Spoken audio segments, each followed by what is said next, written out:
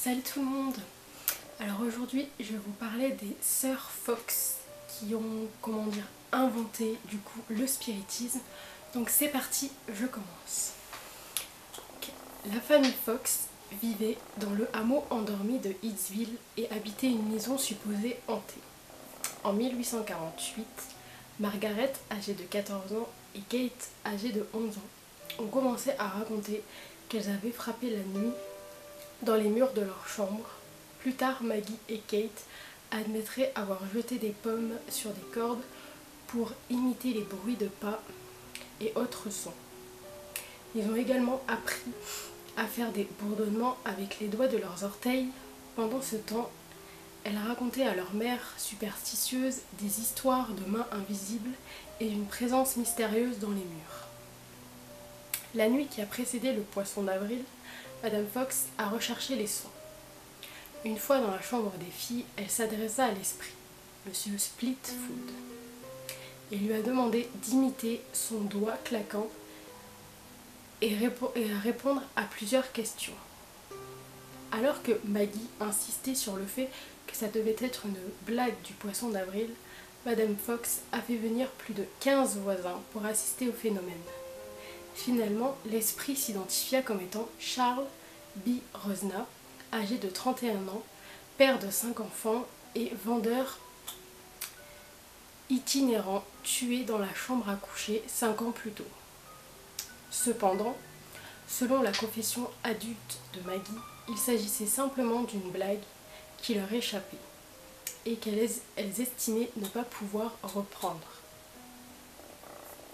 Après avoir lu le récit par l'avocat local Lewis Lee Fox Fish, la sœur aînée des Fox, est rentrée chez elle dans une communauté qui a blâmé sa famille pour duperie. Alors que la famille s'apprêtait à quitter son domicile, la divorcée âgée de 33 ans, Léa, a suggéré aux filles de vivre avec sa famille à Rochester. Elle finissait par joindre les deux bouts en donnant des leçons de musique aux riches, mais à l'arrivée de ses sœurs, elle les emmena dans une maison à côté du cimetière et commença à se perfectionner. En public, Léa a affirmé que le fantôme les avait suivis. En privé, elle a menacé ses frères et sœurs plus jeunes s'ils ne se souscrivaient pas à son plan. Depuis l'arrivée du canal Erie en 1825, Rochester est devenue la ville du boom de la nation dans l'intérieur du pays. Elle est surpeuplée avec des installations sanitaires médiocres, des taux de mortalité élevés et des épidémies régulières. Dans le cadre du deuxième grand éveil, la région des Finger Lakes a donné naissance à des régions déniant le monde, comme le mormonisme et au cynisme qui a suivi. Dans le même temps, les produits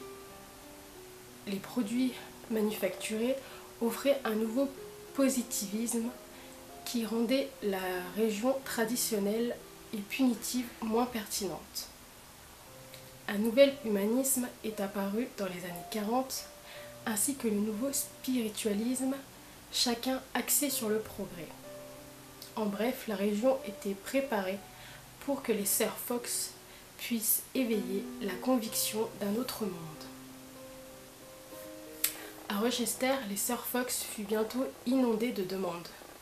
Leur arrivée a coïncidé avec l'émergence du concept d'esprit collectif qui donnait à chacun la possibilité de redresser les torts du monde.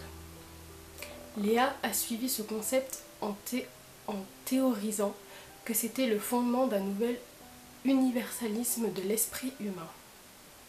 Néanmoins, ils avaient besoin du soutien de la population et Léa a donc demandé de l'aide aux chefs de la communauté. En particulier, les réformateurs sociaux, Isaac et Amy Post, ont probablement perçu les sœurs Fox comme la réalisation de la prophétie de Davis d'un réveil spirituel. En tant qu'ancien Quaker, il était sceptique, mais il était persuadé de se faire entendre et de communiquer avec leur défunte fille au cours d'une séance.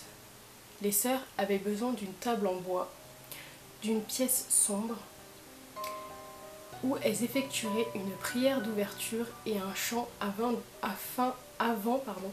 de joindre leurs mains en silence. Le rap commencerait, d'abord avec des questions, oui ou non, puis en utilisant un numéro alphabétique. Bien que certains ecclésiastiques et laïcs locaux aient perçu les filles comme l'incarnation du mal, leurs actes a rapidement été si populaires qu'un lieu beaucoup plus grand était requis. À l'automne de 1849, les sœurs louent le plus grand auditorium de la ville, le Corinthian Hall. Du 14 au 17 novembre, les filles se sont produites devant un public immense et indiscipliné de 400 personnes. Ils ont été présentés comme les héritiers de Galilée et de Newton pour leur découverte de ce télégraphe spirituel. La nuit dernière, la tension était forte et un baril de goudron chauffé a été retrouvé dans l'une des cages d'escalier du site. Les gens voulaient une enquête officielle et un communiqué public est intervenu pour tester les filles et fouiller leurs vêtements à la recherche de dispositifs cachés. En fin de compte, le comité n'a pu trouver aucune preuve qu'il s'agissait de faux. Alors Léa élargit leur portée. En juin 1850, ils se rendirent à Albany, à Torrey et à New York pour réserver une suite au Barnum Hotel à Broadway et à Maiden Lane. De nombreuses célébrités ont assisté à leur séance dans le salon de l'hôtel à 10h, 17h et 20h respectivement. Ils gagnaient 90 $ par jour, soit 1600 $ américains modernes. Leur popularité a augmenté avec une chanson de Broadway sur les rappeurs de Rochester, de nouvelles publications sur le spiritualisme et un nouveau respect pour ce télégraphe spirituel. Les hommes se moquaient toujours des filles dans la rue, mais le changement était dans l'air. À ce stade, le voyant Andrew Jackson Davis a invité les filles à se rendre chez lui, à New York, pour constater leurs capacités. Il a affirmé que le jour de la première obsession des sœurs Fox, il avait senti un souffle chaud et avait entendu une voix qui disait « Frère, le bon travail a commencé. Voici qu'une démonstration vivante est née. » Pourtant, il s'est aligné avec les filles, fait plus pour élever son propre statut. En tant que réalisation de sa prophétie, les sœurs Fox redonnèrent la pertinence de Davis. Au même moment, de nouveaux médiums spiritualistes sont apparus dans les villes des États-Unis, de Boston à Saint-Louis et à San Francisco. Ils ont apporté de nouvelles méthodes comme le basculement de table, la musique d'esprit et les lumières dansantes. Pour la plupart, il s'agissait de jeunes femmes que la société considérait comme pures et incorruptibles. En médiatisant le surnaturel, ces membres subordonnés de la société ont brisé la bienséance victorienne. En effet, elles ont été en mesure de parler et de gagner leur vie indépendamment des hommes, souvent en faveur des droits des femmes, à l'abolition et de la tempérance. Pendant un certain temps, Kate et Maggie ont présenté leur spectacle à travers les États-Unis, tandis que Léa est restée à New York pour divertir les appelants. Avec la guerre civile, les affaires de spiritualisme ont explosé. Avec la guerre civile, les gens et non seulement trouvé du réconfort dans la promesse d'une vie après la mort, mais également pris du réconfort pour parler à leurs proches par le biais de médias. C'est ainsi qu'environ 2 millions de nouveaux croyants ont rejoint le mouvement avec environ 8 millions de membres aux États-Unis et en Europe dans les années 1880. Cependant, face aux attentes grandissantes, le rap des sœurs Fox a rapidement perdu de sa popularité. Kate a épousé un spiritualiste fervente et a commencé à améliorer son jeu avec de nouvelles techniques. Elle a pratiqué l'écriture automatique, la transcription inverse et même la matérialisation ou la création de matière. Pendant ce temps, Maggie a rencontré et épousé un explorateur de l'Arctique et chirurgien de la Marne, Elisha Kent Kane, qui avait initialement assisté à une séance défi, mais l'aristocrate avait rapidement commencé à courtiser la jeune spiritualiste. Bien qu'elle ait 13 ans, elle rend régulièrement visite. À Maggie en lui apportant des cadeaux, la conduisant à des promenades et allant même jusqu'à lui écrire des notes de politesse à sa mère. Avec le soutien de Kane, elle abandonne les fantômes et poursuit ses études en épousant l'explorateur peu avant sa mort en 1857.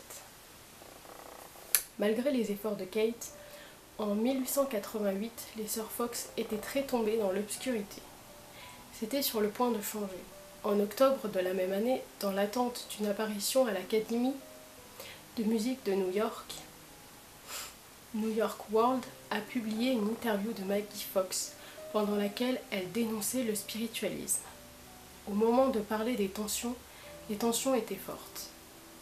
Maggie a expliqué à sa sœur que la frappe avait toujours été une fraude et a montré comment elle et sa sœur avaient émis des sons avec leurs jointures et leurs articulations. La presse traditionnelle a qualifié de coup mortel le spiritisme, mais les défenseurs ont pris des positions différentes. Alors que certaines appelaient les alcooliques les sœurs Fox, d'autres les voyaient comme des médiums corrompus ou des hacks insatisfaits qui n'avaient pas pu réussir. À peine un an plus tard, Maggie s'est rétractée, ce qui n'a fait qu'accroître la frustration à l'égard des Fox. Même à ce moment-là, l'ancien médium avait également fréquenté le club libéral à Manhattan, déguisé pour dévoiler les ficelles du commerce spirit. En fin de compte, elle ne se réconcilia jamais avec Léa, qui mourut en 1890. Kate mourut 2 ans plus tard, au cours d'une soirée de beuverie, et Maggie mourut d'une insuffisance cardiaque en 1893. Kate et Maggie Fox sont mortes dans la pauvreté et ont été enterrées ensemble dans le cimetière de Cypress Hill grâce à leurs amis. Même après leur mort, cependant, la controverse a continué. En 1904, les écoliers ont découvert un squelette dans les murs de l'ancienne maison de la famille Fox, connue à l'époque sous le nom de la Maison des Fantômes. Les experts ont prétendu que les ossements avaient environ 50 ans, principalement des os de poulet. Tout comme les sœurs Fox elles-mêmes, la vérité est bien plus compliquée que les mensonges agréables que les humains préfèrent. Donc voilà, c'était l'histoire des sœurs Fox qui ont à l'époque fait découvrir du coup le spiritisme, malgré que voilà, c'était toutes leurs histoires du coup étaient une supercherie, ce n'était pas réel.